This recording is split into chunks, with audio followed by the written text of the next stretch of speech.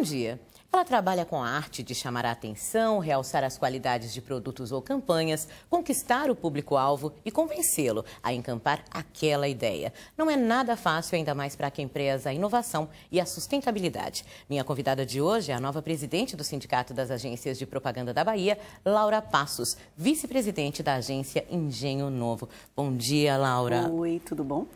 Laura, estima-se aí um crescimento do mercado brasileiro de publicidade. Como é que está a situação do mercado baiano?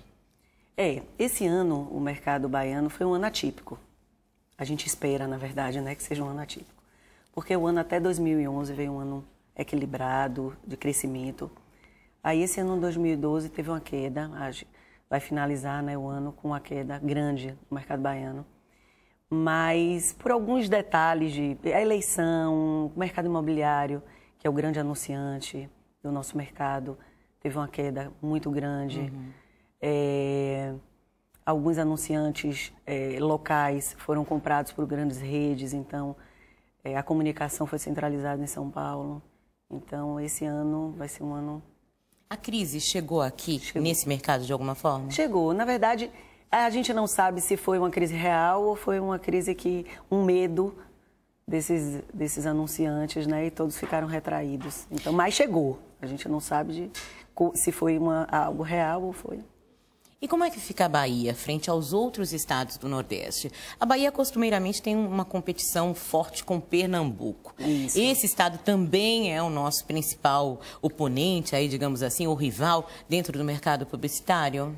Na verdade, hoje a gente vem levantando a bandeira da regionalização. E quem levanta essa bandeira é todo o Nordeste. Nós estamos juntos, né, levantando essa bandeira, porque a gente acha importante, como eu tinha falado antes, esses grandes grupos que vêm comprando redes aqui na Bahia, estão centralizando em São Paulo, principalmente, e a gente precisa dessa regionalização para a gente atrair esse anunciante para o mercado local. Isso é importante para as agências, isso é importante para o mercado como um todo, né? Agências, veículos, porque a gente traz a verba local. Então a gente está junto. Mas existe um grande problema, está muito relacionado ao problema geográfico, porque Recife está localizado num lugar que os anunciantes montam escritórios regionais para atender todo o Nordeste lá. E aí é óbvio que trabalha muito mais com a proximidade, por agências está mais próximo, são agências de Recife, e a gente fica um pouco para trás em relação a isso. E o Nordeste tem fôlego para lutar por essas verbas regionalizadas ou pela regionalização das verbas? Na verdade tem sim. A gente vem fazendo um trabalho muito grande em relação a isso, e a gente tem provado, junto com a ABA, que é a Associação de Anunciantes, a gente vem mostrando a importância da regionalização. E não, a gente não fala nem sobre regionalização, porque quando lá em São Paulo, hoje eles conseguem ver a importância da regionalização. Mas a de grande diferença é o seguinte, eles veem a regionalização, eles acham que o Nordeste é um só. Então, assim, vou pegar uma agência em Recife, na Bahia, e vou trabalhar todo o Nordeste. E a gente vem mostrando para eles que não, cada estado tem uma particularidade. Então, a gente precisa regionalizar mesmo. Isso a gente vem falando não só da Bahia, então isso é escala. Então, assim, a gente não pode, hoje mesmo a gente vem trabalhando, quando a gente precisa lançar alguma coisa, trabalhar no interior, a gente faz parcerias com agências do interior, porque a gente sabe que a agência do interior sabe o que é que o cliente lá do interior gosta, qual o veículo que ele consome mais. Ou seja, quando a gente fala em verba regionalizada, a gente está falando em campanhas também mais direcionadas. Não tenha dúvida.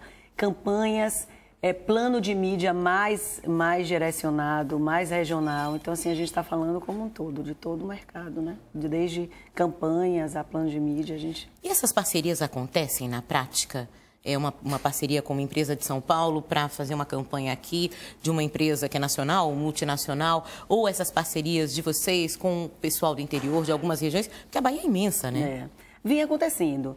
Na verdade, os anunciantes, hoje está acontecendo uma coisa engraçada, os próprios clientes, os anunciantes, na concorrência, eles já pedem, na escolha da agência lá em São Paulo, eles já têm esse olhar para a regionalização.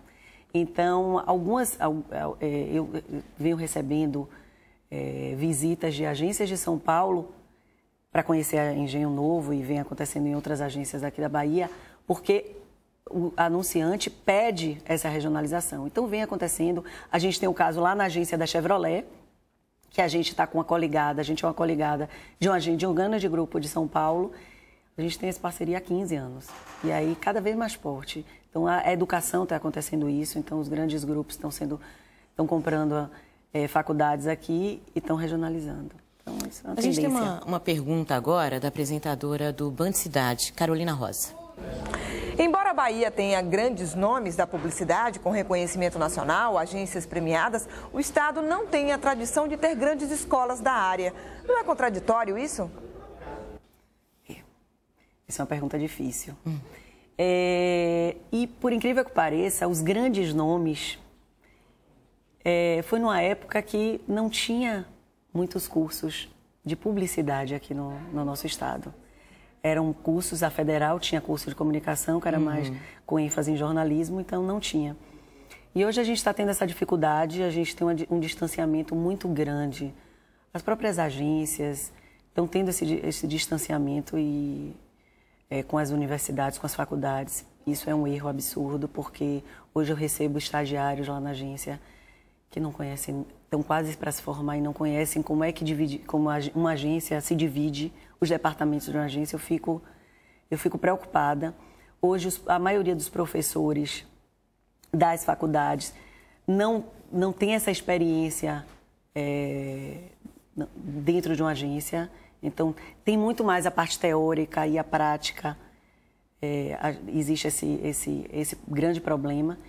E aí a gente, na verdade, eu como presidente do Sinapro, eu tenho esse projeto dessa aproximação com essas faculdades. Então, a gente precisa trazer um pouco elas para perto, até para mostrar para esses coordenadores de curso, para esses professores, quais são as falhas, o que é que a gente acha que precisa melhorar, para ver se a gente consegue trabalhar junto porque vai ser bom para a gente, né? Porque a gente está absorvendo, todo o mercado, né? Porque a gente está absorvendo esses profissionais e estamos tendo dificuldade. Tantos profissionais formando e a gente, quando na hora de escolha, a gente está tendo essa dificuldade. Já já você confere um pouco mais da ação do Sinapro dentro do mercado publicitário e também a Engenho Novo com o pé na África. O Entrevista Coletiva volta em instantes.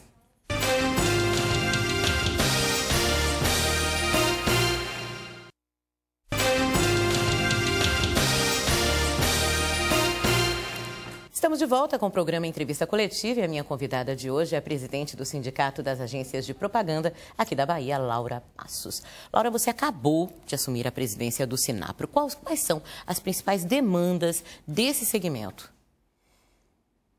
Tem tantas. Mas o que você destaca assim, de mais emergencial mesmo? Eu acho que é para fazer um trabalho especial com as agências do interior. Se a gente está passando por problemas aqui na capital, imagina o interior. Então, assim, eu tomei posse ontem, mas essas últimas semanas eu tenho recebido tantos telefonemas de donos de agência do interior. São muitas no interior? São muitas.